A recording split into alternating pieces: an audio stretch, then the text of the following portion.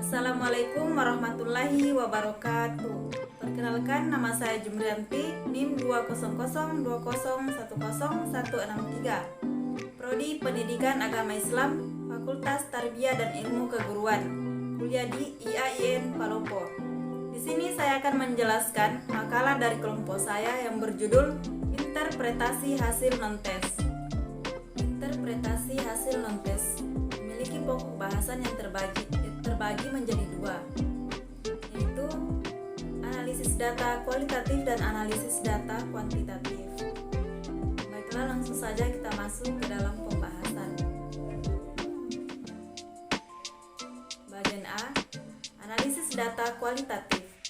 Pertama, pengertian analisis data sebelum memahami bagaimana teknik analisis data kualitatif.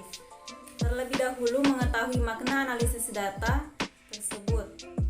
Pengertian analisis data kualitatif menurut Bogdan and Bigland 1982 adalah upaya yang dilakukan dengan jalan bekerja dengan data, mengorganisasikan data, memilah-milahnya menjadi satuan yang dapat dikelola, mensistensikannya, mencari dan menemukan pola, menemukan apa yang penting dan apa yang dipelajari, dan memutuskan apa yang dapat diceritakan kepada orang lain.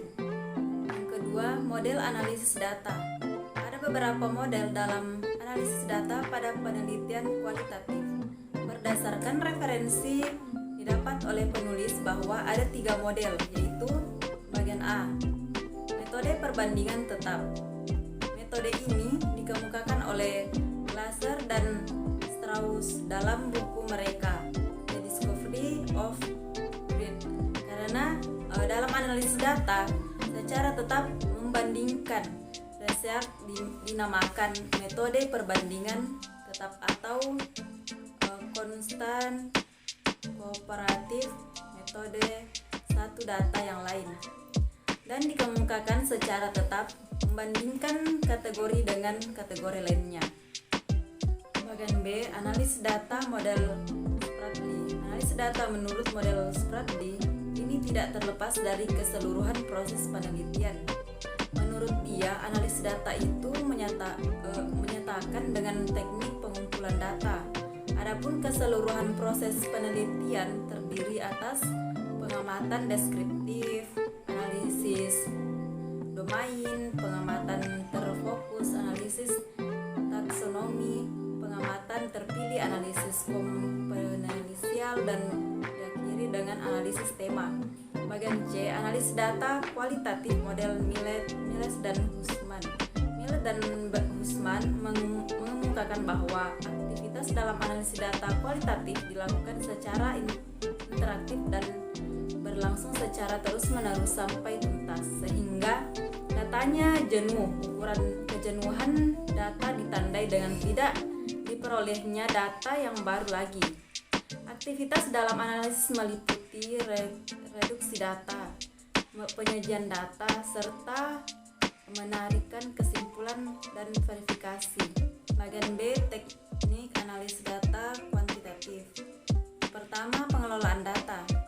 Dalam penelitian, kuantitatif merupakan hasil pengukuran terhadap keberadaan suatu variabel. Variabel diukur merupakan gejala yang menjadi sasaran pengamatan penelitian. Data yang diperoleh melalui pengukuran variabel dapat berupa data normal, ordinal, interval, atau rasio. Pengolahan data adalah suatu proses untuk mendapatkan data dari setiap variabel penelitian yang siap dianalisis.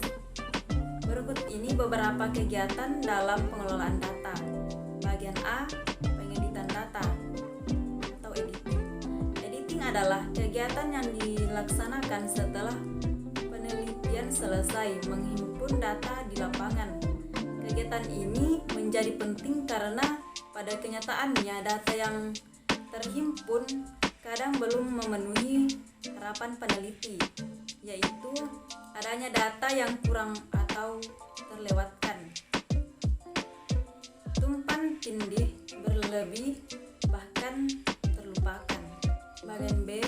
coding dan transformasi. Data coding atau pengkodean data adalah pemberian kode-kode tertentu pada tiap-tiap data, termasuk memberikan kategori untuk jenis data yang sama.